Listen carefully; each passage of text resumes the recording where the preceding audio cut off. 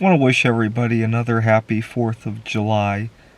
So these last couple of months, I went on a number of stargazing expeditions. I went to see a lunar eclipse, a conjunction of Mars and Jupiter, among other events. This weekend, I'm hoping to go chase a thunderstorm and get some good photographs of that, especially near Mount Si. And it dawned on me that I've been doing this for many years, as you guys have seen some of my photos.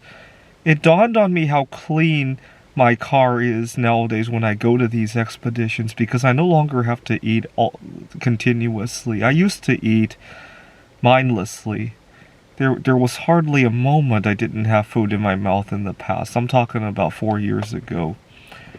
I had some stresses in my life 4 years ago because I was getting ready to propose to my girlfriend, and I really didn't want to give up my life as a single guy. I really liked her, but I didn't want to give up my life as a single guy. It caused a lot of internal conflict and led to me binge eating and causing other strife in my life. And I'm just thinking about chasing the thunderstorm this weekend and how I'll be free from having food cravings during that time and enjoying it. Actually, I love fasting now because when I fast, it kind of creates a vacuum in my life that makes me want to suction in other things, right? Like chasing the thunderstorm, like writing a computer game, like networking with other people. When I eat and I'm satisfied and I no longer have that vacuum, it just dulls out my life quite a bit. So happy 4th of July to me. It's not the only time I've ever thought of the concept of having a holiday in the wrong place in the year. Back in March of 2020, when silver prices crashed, I think they fell from $18 an ounce to $12 an ounce for a few weeks. And I bought a 1,000-ounce silver bar. I remember thinking that it was like having a Christmas in March, right? Some kind of Black Friday sale in March. Now, later that year in 2020, I went to see, there was a comet in late July of 2020. I remember it was after the lunar eclipse. There was a lunar eclipse on the 4th of July in 2020, but later that month, there was a comet, and I went to Vantage Wild Horses Monument in Vantage, Washington to go see it. It was very spooky because it was during a new moon. Right, so it would have been about 2 weeks after the 4th of July. And I remember thinking that it was a Halloween in July. Because, let's face it, by that point, we had given up on the idea that anybody could go trick-or-treating that Halloween. And so it just felt like a replacement for that, right? And so it was a Halloween in July. Now, in 2021, I had moved to Phoenix, Arizona, where I felt accepted for who I am. Here in Seattle, it's very difficult to be single, especially if you're solosexual. If you're single and looking, Seattle might be okay. So I moved to Phoenix, Arizona, and I had discovered Desert Botanical Garden. And my first time there, that's when I really felt a great sense of romance toward myself again. So it felt like a Valentine's Day in July, right? So all of these, every holiday could be any day of the year, right? We got Father's Day coming up.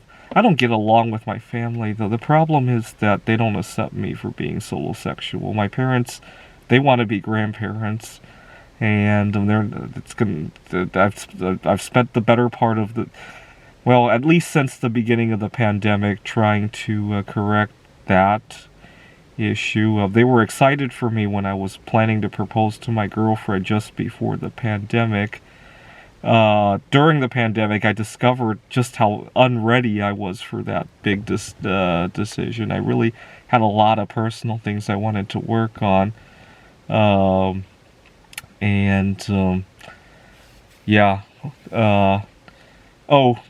Next week we have Juneteenth, right? But it's very fitting for me that it's called Juneteenth because the 13th of June is my anniversary with myself. June 13, 2010. I had just broken up with my girlfriend, and she was taking advantage of me. And part of the reason I had a hard time leaving her was because during my time with her, everything fell apart, right? She was taking advantage of me financially. I had almost dropped out of school. I was working on my PhD. And it felt like she was the only thing I had left, or that I thought I had left, and I didn't want to give it up. And I got very ill, because during the time I was with her, I was spending all my money on her. I wasn't eating right. And I remember I was eating roadkill, and I was eating, I had a friend at a local grocery store, and he would keep all the expired foods that, instead of throwing them out, he would give them to me. I wasn't eating right. A lot of spoiled food, a lot of roadkill, a lot of plants that I gathered around. I lived in Rochester, New York, and I got deathly ill. And looking back at what happened 2 years ago when somebody ate some exotic animals, it makes me wonder what kind of viruses I ate during that time. And so I had to leave my girlfriend. And we broke up in late May. By June 13th, I was already feeling a little bit better. I was starting to eat better. But I had a coin show that I wanted to go to. Didn't have a girl to take to the coin show, and I was lost. Because I had never gone to an event by myself. So I just felt very lost in thought. It wasn't sadness, it wasn't heartbreak, it was just lost. I woke up, it was really sunny, and I thought, let's go there, maybe I'll meet somebody. I went there with that attitude. When I got there, it was, oh my God, I just wanted to have a good time. It wasn't because I needed, I didn't need a girl to take to the coin show. And so it was June 13th of 2010. And I'm so glad they called the holiday Juneteenth, because it has a whole different meaning to me. But it's similar, right? Emancipation of some sort, right? For me, it was from the girl. For other people, it might have been from some other issue, right?